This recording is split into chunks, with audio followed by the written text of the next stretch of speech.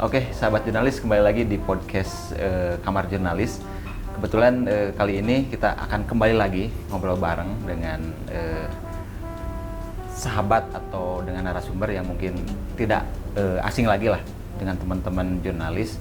Kemarin kita podcast soal banyak hal lah mengenai kesehatan, dan sekarang soal banyak manfaat soal daun tumbuhan dan sebagainya. Dan sekarang kita kembali lagi dengan Dokter Teresia Monica. Dok, sehat dok? Aduh, baru kemarin kita ketemu ya dok? Sehat. Alhamdulillah. Siap. Ketemu dok. lagi ya. Nah, itu dok. Kita, ini nggak bosan-bosannya dok. Karena soal kesehatan tuh Betul. jadi referensi banyak masyarakat dok. Betul. Apalagi di tengah saat ini kan kondisi El Nino, masyarakat tuh cari referensi yang mungkin seperti apa sih daya tahan tubuh kita, mungkin mengolah dan mengelola daya tahan tubuh kita mungkin. Nah, sekarang tuh di sini ada buku-buku, sahabat jurnalis, ada buku-buku yang mungkin bisa dilihat di di pandangan kalian bahwa di sini ada buku-buku yang mungkin ini karya Dokter Teresia Monica. Dan sebelum ke membahas soal karya ini, jadi kita mungkin mukadimahnya bahwa di Indonesia sendiri sekarang mungkin lagi mengkampanyekan atau menggerakkan soal stunting. Kalau stunting sendiri di dunia bahkan ini menjadi prioritas WHO, bahwa sekarang ada balita sekitar 149 juta kalau tidak salah itu mengalami stunting, dan di salah satunya di Indonesia ada sekitar berapa ya dok? 21% ya sekarang ya? Ya 21,6% gitu. Lebih tepatnya ya pada saat ini. Jadi memang salah satu tujuan utama ya kan dari pemerintah ini adalah menurunkan jumlah stunting pada tahun 2024 menjadi 14%. Nah, jadi dari 21,6% ke 14% itu masih jauh. Berarti ada sekitar 6 jutaan ya dok ya kalau nggak salah. Iya, 21,6% ya masih lumayan tuh. Di atas 1 juta itu udah banyak. Kan? Nah, itu kan jadi program strategis nih dok. Mungkin kan kalau sejauh ini mungkin pemerintah sendiri terus mendata dan terus memberikan nutrisi yang baik untuk balita yang terkena stunting. Itu udah tepat atau seperti apa sih dok, kalau boleh tahu nih kacamata dari? Sebetulnya tepat sih Kang Iwan. Nah, sudah tepat jalannya pemerintah itu memfokuskan kepada stunting. Karena apa? Karena pemerintah tuh dan kita semua bangsa Indonesia memiliki target Indonesia emas. Indonesia emas di tahun 2045. Dan di sana itu terdapat keuntungan demografi buat kita bahwa golongan muda yang produktif itu mencapai maksimalnya pada 2045. Cuma kita tahu sendiri bahwa kualitas daripada generasi muda kita tentunya ditentukan oleh faktor salah satunya nutrisi pada 1000 hari pertama kehidupan.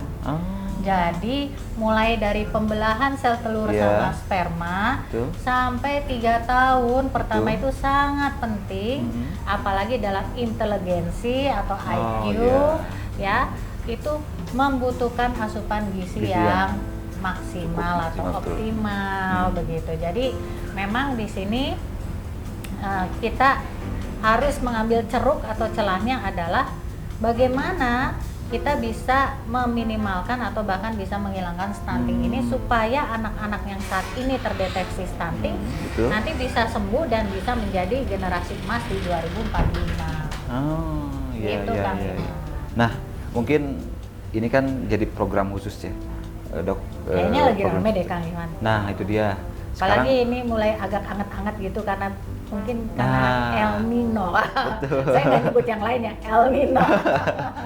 Betul. Dan mungkin sekarang dokter punya inovasi nih. Dokter punya inovasi membuat sebuah buku tentang stunting. Dan soal stuntingnya bukan dari gizi bukan dari olahan-olahan gizi yang sudah ada, tapi ini dari daun kelor yang mungkin bisa dikategorikan secara kliniknya itu buat pengusir setan. Gimana sih ceritanya dok mungkin? Ya, saya tuh akhirnya berkonsultasi dengan salah satu teman saya yang mempelajari sejarah daun kelor ya. Jadi memang kalau daun kelor tuh identiknya kayak film-film horor gitu. Itu dia. Kalau zaman dulu dikeplet-kepletin kalau bahasa Sundanya. Ya, saya nggak berani secara gamblang ya, tetapi infonya dulu karena kelor ini manfaatnya banyak, maka disebarkan oleh pihak-pihak penguasa saat zaman dulu tuh bahwa kelor ini untuk ngusir setan supaya nggak ketahuan efek aslinya tuh gimana, padahal berguna sekali. Gitu. Jadi kan dulu kita dengar, kalau demam gitu kepretin kelor demamnya hilang ya kan. Kalau misalnya ada susuk gitu ya kepretin susuknya keluar. Yang kesurupan. Kalau kesurupan atau ilmu kanuragan kepretin kelor akhirnya hilang gitu ya. Nah, tapi katanya itu seperti kayak disebarkan oleh penguasa yang dulu ya. Mungkin zaman sebelum kita merdeka mungkin ya. Jadi supaya kita itu nggak aware akan khasiatnya itu kata berdasarkan sejarah turun temurun. Saya juga harus merujuk lagi ya ke sejarah untuk validitasnya. Cuma memang kenapa saya mengambil kelor ini karena ada beberapa alasan sih Kang Ivan. Iya. Ya, jadi pendobrak mitos gitu ya dok. Mitos. Jadi sebetulnya kalau dulu ya mungkin kelor datang setan hilang. Ya kan? Mestinya sekarang kelor datang stunting hilang. Quote of the day. Quote of the day. Siap. Gitu. Untuk ketahanan nasional juga ya dok ya. Iya, mungkin karena kita menuju ke stunting dan ketahanan pangan. Jadi saya ini memang selain sebagai dokter spesialis anestesi dan konsultan ICU, saya itu kan pengajar, pengajar di salah satu perguruan tinggi atau fakultas kedokteran di Bandung, ya kan. Nah, selain pengajar, saya juga peneliti. Nah, jadi saya tuh tertarik karena apa? Yang pertama, kalau kita perhatikan demografis di dunia ini, kelor itu selalu banyak di daerah-daerah di mana terjadi kelaparan atau kekurangan makan. Jadi mungkin Tuhan Yang Maha Esa itu udah adil ya. Jadi di daerah Afrika itu juga ada tanaman kelor. Mereka sebutnya moringa karena nama latinnya moringa. Jadi kalau kita lihat-lihat ke gerai-gerai kecantikan tuh ada moringa itu sebenarnya kelor. Nah, baru tahu. Jadi jualnya mahal gitu kan. Ini untuk body lotion, ya kan, body yogurt itu moringa berapa ratus ribu, padahal itu sebenarnya kelor. Moringa itu kelor. Jadi mudah didapatkan dan murah kalau di Indonesia. Kita bisa tanam aja, tancepin aja terus dia tumbuh dan kita bisa mengolah daunnya. Itu yang pertama ya sebenarnya. Jadi mudah didapatkan, kemudian harganya murah, dan memang dia hobinya itu di musim kemarau, jadi pada tahan panas dia. Tahan panas gitu, tahan kemarau. Jadi memang tanaman ini mungkin Tuhan sudah sediakan. Ini loh kalau misalnya untuk ada kurang gizi, kelaparan apa, ini pakai ini nih untuk ngebantunya gitu. Cuma kita nggak aware. Nah, kemudian faktor selanjutnya adalah saat ini kan kita lagi menggalakkan UMKM, sama produksi dalam negeri. Nah, jadi kelor ini merupakan tanaman yang ada di Indonesia, mudah dijumpai, tahan banting, dan juga bisa menjadi sumber gizi dan sumber pendapatan sebenarnya. Banyak manfaatnya ya. Jadi itu. Kalau yang mengusir yang tidak kasat mata taruh aja di belakang. Nah dok, kalau boleh tahu sendiri, ini risetnya sejak kapan sih dok sampai buat buku ini mungkin? Dan kenapa sih buat kayak buku saku ya? Soalnya ada berapa halaman? Pedoman, jadi saya sebenarnya ide ini adalah dari waktu ngobrol-ngobrol santai. Jadi ngobrol-ngobrol santai saya dengan ada yang namanya Pak Suyanto dan Dr. Didi Sukma. Itu, nah dia tuh kenapa ya kok kalau misalnya kelor ini kan nggak nggak banyak sekali terkenal gitu, malah terkenalnya kan untuk yang mistik-mistik gitu. Betul, ya padahal sebenarnya ini iya, coba karena saya tuh seorang ilmuwan ya, peneliti, maka saya nggak begitu saja mengiyakan gitu kan. Sebentar, ini penelitiannya udah banyak nih, saya klik lah di Google, di apa ya, lihat ternyata banyak itu penelitiannya tentang kelor dan terutama untuk stunting. Nah jadi fokusnya tuh untuk stunting ya. Nah tetapi kenapa ya sampai sekarang tuh banyak penelitian tentang stunting tapi tidak keluar gitu, ya kan? Tidak memasyarakat gitu kan? Ya, betul. Harus ya, ada yang mendobrak ya, harus ada yang mendobrak bahwa kelor tuh bisa dipakai untuk mengatasi stunting dan bukan hanya stunting, tapi mencukupi kebutuhan gizi. Gitu, ibu menyusui, ibu hamil gitu kan, kemudian juga anak-anak yang sakit, kemudian mempertahankan ketahanan imunitas itu gitu. Nah dari situlah saya riset dan saya sebagai dokter konsultan ICU, saya juga mengadakan penelitian-penelitian ke pasien-pasien saya di ICU, tentunya sesuai dengan permohonan izin ya, inform consent ke pasiennya secara legalnya dipenuhi. Dan ternyata efeknya itu menjanjikan. Widih. Keren. Itu. Berarti kalau di buku ini ngebahas apa aja sih dok? Kalau boleh tahu nih, biar buku ini tuh sahabat jurnalis bisa paham. Saya buku Daun Kelor, Stunting dan Ketahanan Nasional ini sebenarnya saya buat itu untuk formatnya untuk masyarakat awam. Iya. Jadi masyarakat awam kita yang cuma tahu yang belum mengetahui bahwa kelor tuh manfaatnya banyak. Yang taunya cuma kelor untuk ngepretin setan. Ya, gitu. Dan tetapi di sini juga bisa dipakai untuk golongan akademisi. Jadi masyarakat awam dan tenaga medis, mulai dari dokter, mulai dari perawat, bidan itu bisa baca karena bahasanya mudah dimengerti. Memang di dalam ini ada istilah-istilah medis, tapi bukan berarti orang awam tidak bisa mengerti karena istilah medisnya atau istilah itunya juga bisa mudah untuk dicerna ya. Kalau istilah-istilah nama-nama antioksidannya ya memang itu memang namanya seperti itu ya.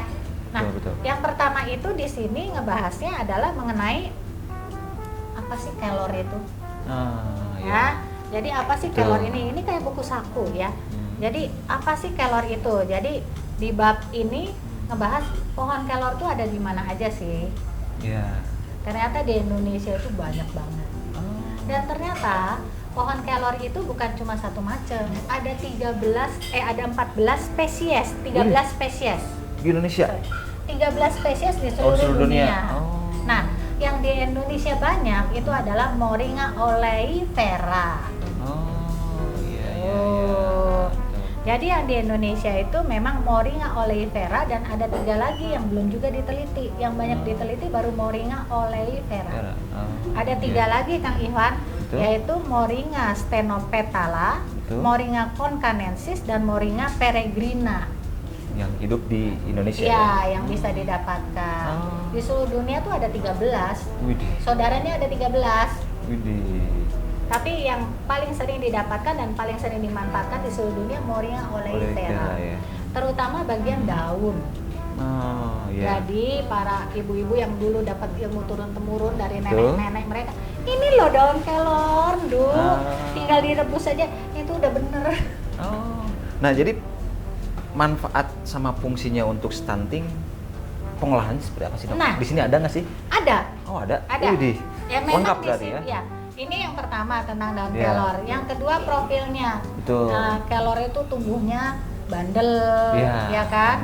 Kemudian dia bisa tumbuh berapa tahun ya? 1-3 meter setahun. Itu cepet banget tingginya, numbuh tingginya. Yang kedua itu adalah kandungan nutrisinya di pohon kelor itu. Ada semua di sini. Nah, ya ini ada dalam 100 gram, ya kan, bubuk daun kelor terdapat 9,1 gram karbohidrat. Ya kan? Besar. Itu besar, ya kan? 8,1 gram protein. Ya kan? Nah, kalau yang nggak pengen gemuk, cocok. Karena kandungan lemaknya cuma 1,7 gram. Kalau yang pengen diet gampang gitu ya? buang air besar. Buat air besar. Cocok juga. Kandungan seratnya 2,1 gram. Bukan cuma itu, Kak.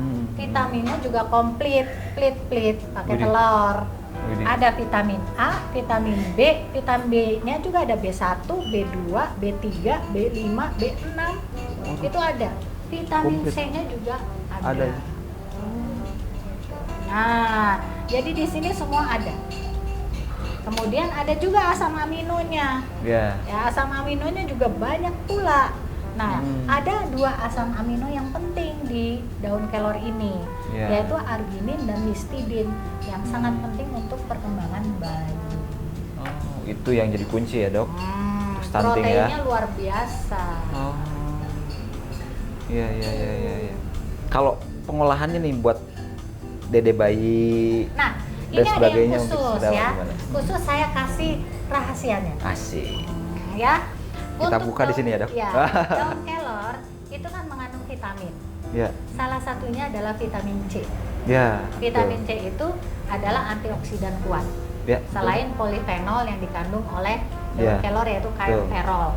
Nah, vitamin C ini tidak tahan panas. Jadi, kalau ibu-ibu ingin mengolah daun kelor jadi sayuran atau kayak di bening gitu ya istilahnya. Sayur bening kayak gitu ya. Itu air mendidih, setelah mendidih diamkan dulu sekitar 1 menitan supaya suhu dari 100 itu turun ke 70. Baru setelah itu masukkan daun kelornya diaduk. Jadi kandungan vitamin C-nya tidak rusak atau berkurang. Clue lagi tuh ya. Clue. Yang kedua, kalau pengen dihaluskan, jemurlah di sinar matahari tapi jangan terlalu lama. Ya kan? Kemudian sinar matahari jangan terlalu lama supaya jangan terlalu kering, ya kan? Kering, betul. Dan kemudian tolong diratakan supaya merata pengeringannya, ya kan? Nah, setelah itu baru kita jadikan bubuk. Nah, kalau misalkan dibuat teh bisa itu, Dok? Bisa. Intinya adalah teh itu jangan air mendidih aja. Jadi airnya didiamkan. Kemudian itu 60-70 derajat diaduk. Itu idealnya. Gitu. Jadi ibu-ibu jangan lupa ya, untuk mengolah daun kelor itu seperti itulah. Triknya itu saya kasih tahu. Kalau dibuat lalapan bisa? Bisa. Bisa. Jadi misalnya air mendidih udah di 1 menit dibiarkan, celupkan supaya lunak kan. Lunak daunnya aja lunak. Terus udah itu tinggal diangkat, disaring buat lalapan. Orang Jawa Barat kan pasti sama hobinya itu. Itu adalah untuk daun kelor. Dan di sini untuk bubuknya kan, di sini ada ditulis nih 5 gram bubuk daun kelor sebagai suplemen selama 2 kali sehari dapat memenuhi 75% kebutuhan nutrisi bayi setelah menyusui. Kebayang nggak? Jadi kalau misalnya ibu itu kurang air susunya atau karena stres, karena ibunya juga gizinya kurang, dan kemudian dia itu nggak bagus asinya, bisa ditambah dari sini. Banyak khasiatnya ya, Dok? Banyak loh, Kang. Ngeri. Makanya saya merasa sayang gitu. Kenapa ini udah ada di Indonesia banyak gitu ya? Belum tapi dioptimalkan kenapa nggak dioptimalkan gitu? Itu dari saya. Nah, selain itu apalagi sih, Dok, yang ada di buku yang bahas? Pengertian stunting juga ada, ya kan? Nah, kegunaan daun kelor ini banyak, ada juga di buku ini. Dan kita kalau membahas kegunaannya, kita juga harus memberikan info efek sampingnya ada apa enggak. Nah, itu. Ya kan? Apalagi buat anak-anak lagi ya, Dok. Buat anak-anak ya, efek sampingnya gimana gitu kan. Catat kalau nih. Efek sampingnya juga ada di sini dijelaskan. Nah, sampai saat ini tidak ditemukan efek samping. Ya kan, pada penggunaan sampai 50 gram sehari itu tidak ditemukan. Apalagi tadi cuma 5 gram kan. Tadi 5 gram 2 kali berarti 10 gram itu nggak ada. Atau pemberian 8 gram per hari selama 40 hari tidak ada efek samping.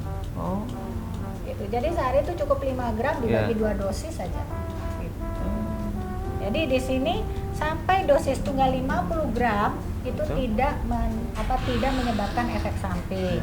Walaupun demikian, ada juga yang peka, misalnya mungkin dia terlalu banyak, Betul. dia bisa diare kan. Ya. Tapi salah satu efek dari daun kelor ini adalah mencegah diare, jadi jarang juga. Ya, ya, ya. Nah, kalau untuk ibu menyusui ada khasiatnya nggak sih? Atau ibu ibu hamil dan ibu menyusui? Nah, kalau untuk ibu hamil kita tahu banget ya bahwa orang Indonesia itu banyak yang mengalami anemia, yaitu HB-nya kurang. Ya. Nah, tentu saja pemberian daun kelor dengan protein yang tinggi ini dapat menjaga, menyeimbangkan HB. Karena ada penelitiannya gitu bahwa pemberian daun kelor ini dapat mempertahankan atau bahkan meningkatkan HB. Jadi di sini juga ada nih dibahas di sini teh apa penelitiannya gitu ya. Nah, di sini ada juga nih penelitian nih daun kelor dan stunting ya kan. Betul. Ini penelitiannya ya kan, ini ada di India India Sentral itu ada ya. Maka bahwa suplementasi 15 gram bubuk daun kelor 2 kali sehari pada anak-anak umur 7 sampai 59 bulan dengan malnutrisi akut berat akan meningkatkan berat badan secara nyata. Itu udah diteliti. Ya. Kemudian di Afrika juga 25 gram bubuk daun kelor setiap hari dapat meningkatkan kadar HB. Di Indonesia juga ada, di Jogja penelitiannya. Penambahan bubuk daun kelor ke dalam makanan bayi dapat meningkatkan body mass index pada sekitar 50% responden yang mengalami gizi kurang. Keren gini ya, Dok. Keren banget ini yang namanya daun kelor ini namanya daun kelor ini ya. Jadi memang kalau untuk ibu hamil bagaimana? Memang yang paling bagus, paling tinggi kandungan nutrisinya dan paling aman itu adalah dari daun kelor. Jadi ada yang menyebabkan, kalau dari kelor itu dapat menyebabkan keguguran atau apa, nah itu biasanya dari bijinya. Kalau daunnya tidak. Nah, ini jadi catatan juga dari bijinya ya. Dari bijinya. Kalau bijinya memang dia ada efek mencegah kehamilan. Jadi bisa untuk kontrasepsi sebenarnya. Tapi karena ada satu zat yang terkandung di dalam lapisan ari dari bijinya tapi tidak ada di daun, makanya kita ambil daunnya yang aman. Iya. Nah, sejauh ini mungkin udah diproduksi belum sih, Dok? Ini, Dok, buku ini.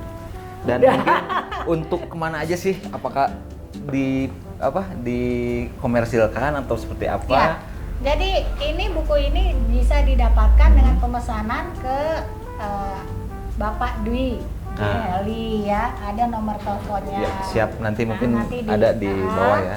Kemudian ini dijual dengan harga 88.000 untuk masyarakat luas betul. Tapi bukan berarti tidak bisa seluruhnya tidak bisa menerima, tidak. Kan saya juga akan mengadakan edukasi yang bisa didengarkan oleh masyarakat, seluruh masyarakat. Betul. Gitu. Nah, jadi nanti sahabat jurnalis dan mungkin masyarakat sendiri mungkin bisa mendapatkan buku, nanti ada di kolom komentar dan di bawah ya untuk nomor kontaknya. Betul. Siap. Nah, Dok, mungkin sejauh ini pemerintah sendiri udah aware nggak sih, Dok? Mungkin dengan karya yang dokter buat. Kalau selentingan sih sekarang lagi ramenya. Kita pindah ini ke politik. Ya, ada sedikit politik. Ada bakal calon yang mungkin terkesan dengan buku ini. Ya, kalau itu kan saya sih pada prinsipnya ya. Betul. Pada prinsipnya sebagai warga negara Indonesia yang baik, ya kan. Bila ada dari calon-calon yang menaruh perhatian pada masalah stunting, itu saya sangat senang sekali. Dan saya bersedia bila memang diperlukan akan membantu untuk memasyarakatkan kegunaan kelor ini. Jadi saya tetap berpegang pada prinsip saya sebagai peneliti dan pengajar. Siapapun dari calon yang memang tertarik atau memang menjadikan program, tentunya saya sangat berterima kasih dan akan mendukung bila dibutuhkan untuk kepentingan masyarakat Indonesia. Asik, keren. Nah, ya ada temen nih yang nanya. Bisa diolah dengan berbagai olahan tadi ya? Betul. Betul. Iya, betul. Ada nggak yang hal yang perlu diwaspadai, pengolahannya jangan sampai salah gitu? Betul. Dengan cara apa atau yang perlu dihindari? Yang perlu dihindari itu adalah jangan sampai airnya mendidih. Karena kandungan vitamin C-nya itu bisa hilang atau sangat berkurang kalau pada suhu air mendidih. Jadi maksimal itu dia pada suhu 70 derajat Celcius. Betul. Jadi untuk mengolah itu misalnya kita rebus airnya, kemudian kita biarkan selama 1 menit supaya suhunya turun, ya kan? Dalam 1 menit itu biasanya udah turun ke 80 dan 70, ya kan? Kemudian baru kita aduk itu bubuk kelornya atau kita masukkan daun kelor. Kalau jenis bayam kan sehat kan untuk itu, tapi terbalik ketika dihangatkan kembali atau dihangatkan kembali si bayam itu. Untuk daun kelor sendiri, daun kelor sebaiknya segar juga. Segar karena dengan semakin lama dia itu berada di dalam itu, dan itu kan biasanya dipanaskan ulang. Nah, dipanaskan ulang kan pasti sampai 100 rusak gitu. Jadi ini adalah salah satu gerakan yang ingin saya masyarakatkan juga sebenarnya, adalah satu keluarga satu pohon kelor. Jadi setiap keluarga itu tinggal metik aja. Saya di rumah punya 3. Gara-gara saya belajar ini dan baca ini, wah saya punya 3. Jadi ini tinggal metik tuh gitu. Karena dalam setahun tuh dia tingginya tuh 1-3 meter nambahnya.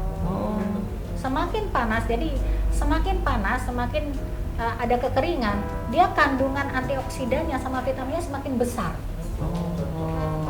Betul. Jadi apalagi di Indonesia ini untuk membantu program-program pemerintah yang sedang galak-galaknya untuk mengatasi stunting, ini tuh sangat baik sekali. Gitu. Jadi pengolahannya itu yang perlu diperhatikan. Sama kalau misalnya kita pengen seduh gitu ya di air mendidih, misalnya air mendidihnya misalnya kopi atau teh, diemin aja dulu dari air mendidih, diemin 1 menit kan masih bisa kan larut kan, angetnya panas gitu, baru kita aduk. Itu jadi bisa bermanfaat. Efek samping lain yang mungkin yang bisa berbahaya atau apa? Diare memang sampai saat ini. Cuma masalahnya kelor juga berfungsi untuk mencegah diare gitu. Jadi ya kalau misalnya kita makannya 1 kantong gede ya Pak. Tapi sampai sekarang pada pemberian sampai 50 gram sehari dosis tunggal aja itu tidak apa-apa. Udah ada penelitiannya. Nah, untuk dosis yang biasa untuk menjaga itu 5 gram aja juga udah cukup. Ya. Selain untuk memenuhi kebutuhan gizi, ternyata penelitian-penelitian kelor ini juga banyak untuk penyakit-penyakit degeneratif. Apa tuh, Dok? Yaitu penyakit salah satunya kencing manis. Jadi harus kita ketahui, saya melihat secara demografi, memang kesehatan di kita ini itu kan memang meningkat. Sehingga keuntungan demografis itu golongan usia produktif itu 2045 akan maksimal. Tapi juga dibarengi dengan penambahan harapan hidup. Sehingga golongan tua di kita akan meningkat. Nah, saya lihat dari data bahwa yang masalah yang terutama sekarang itu adalah salah satunya kegemukan. Obesitas yang sudah hampir mencapai 30%. Bukan di sana ya. Itu ada yang gemuk-gemuk. 30% kota-kota besar tuh obesitas itu 30% dari populasi. Dan salah satu penyakit yang biasa ngikutin kalau gendut itu adalah kencing manis, walaupun tidak selalu. Di sini juga ada loh. Jadi di sini tuh bukan hanya bukan hanya untuk stunting aja, tapi di sini juga untuk kencing manis juga ada ya, menurunkan kadar gula ya. di sini. Jadi bisa digunakan untuk penderita DM tipe 1 dan tipe 2. Yeah. Nah, kalau pemakaian teratur ya kan, pemakaian teratur itu dapat menstabilkan kadar gula dalam waktu setelah pemakaian teratur 12 minggu. Widih. Itu cara ininya gimana, Dok? Pengolahannya kalau kencing manis gitu, Dok? Ada Apa? pengolahan Nah, gitu, Dok? dosisnya adalah 2.400 mg per hari atau 2,4 gram per hari selama 12 minggu pada penderita prediabetes dapat memperbaiki glukosa darah puasa dan kadar HbA1c dibandingkan dengan kontrol. Ada penelitiannya disebutin juga di sini. Keren Dok. Gitu. Yang sedang penelitian lagi adalah untuk menurunkan kadar lemak darah dan anti kanker. Wah. Ini sementara berproses. Kalau yang DM memang sudah banyak. Kolesterol. Iya. Itu kalau lemak darah itu kolesterol ya, Dok? Iya, betul. Jadi ini sementara lagi diteliti. Ini buat orang tua, Dok, ada pertanyaan khusus nggak kira-kira? Ya, mungkin yang pada kencing manis mungkin atau apa. Nah, ini penelitian pada masyarakat Sahrawi dengan diabetes menunjukkan pemberian makanan tradisional dengan suplemen 20 gram bubuk daun kelor ya pada 2 hari yang berbeda dapat memperbaiki respon glukosa. Jadi itu memang udah terbukti dan memang ada juga preparat. Iya gitu. Jadi itu sebenarnya ya kalau orang-orang tua bilang itu mengusir setan, mungkin sebenarnya mengusir penyakit ya. Nah itu sekarang hegemoninya ke situ. Mungkin waktu dulu kan mengusir setan tuh hawa jelek, hawa jahat, kita jadi sakit, tapi sebetulnya adalah mengusir penyakit. Oke, siap Dok. Mungkin harapan dokter sendiri mungkin dengan karya buku ini apa sih, Dok? Ya mungkin. Ya. Boleh. Untuk saat ini saya sedang mengolah data mengenai riset saya pengaruh daun kelor pada pasien-pasien penyembuhan pasien-pasien kritis yang di ICU. Nah, sementara dalam proses pengajuan artikel di jurnal internasional, ya kan?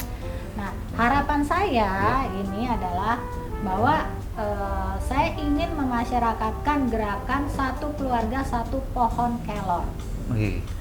Jadi siapapun di pemerintahan, siapapun yang dalam tahun politik ini, ya kan, siapapun calonnya, kalau memang berminat atau memang menaruh perhatian pada stunting, mungkin bisa menggerakkan gerakan satu keluarga satu pohon kelor ini menjadi gerakan nasional, sehingga untuk mengatasi stunting akan lebih mudah, bukan hanya dari pemerintah saja, tapi juga dari masyarakat dan juga pada swasta ya. Jadi semuanya itu bersatu padu untuk memasyarakatkan gerakan tersebut. Selain itu, ada lagi hal yang belum saya tambahkan adalah bahwa daun kelor ini memiliki nilai ekonomi. Ekonomi yaitu nilai monetisasi. Jadi saya juga menghimbau, mengajak pada UMKM untuk berlomba-lomba, ya kan, menggali manfaat daun kelor dan herbal-herbal lain sebagai bangga pada produksi dalam negeri untuk meningkatkan kesehatan masyarakat Indonesia. Asik, mantap. Terima kasih Dok. Tadi obrolan yang sangat bermanfaat mungkin bagi teman-teman jurnalis dan pemirsa, karena dari buku ini masyarakat bisa paham bahwa daun kelor banyak manfaatnya. Dan tadi Pak Bu Dokter Teresia Monika sudah membeberkan, sudah memaparkan apa sih khasiat dan manfaatnya buat stunting dan ketahanan nasional, ketahanan pangan nasional. Nah, seperti itu. Jadi terima kasih Dok sebelumnya. Sama-sama kan. Podcast ini mungkin jadi podcast awalan dan nanti mungkin kita bahas lagi soal daun kelor. Harapannya mungkin, itu dia harapannya mungkin dengan ada pengolahan dan sebagainya biar masyarakat lebih tahu. Betul, memang pada edisi kedua ini kan edisi pertama, edisi kedua saya akan memasukkan rencananya resep-resep pengolahan daun kelor yang baik dan benar supaya tidak hilang khasiatnya. Nah, siap. Itu yang ditunggu Dok. Mungkin next podcast nanti kita bahas itu ya, Dok. Hijau-hijau terus ya. Ya. Siap, Dokter Teresia Monika, terima kasih atas waktunya. Iya, sama-sama. Sehat selalu, Dok. Kang Ivan. Mangga. Ya, sahabat jurnalis, kita sudahi aja podcast kita di Ruang Jurnalis. Kita ketemu di podcast yang lain. Terima kasih. Wassalamualaikum warahmatullahi wabarakatuh.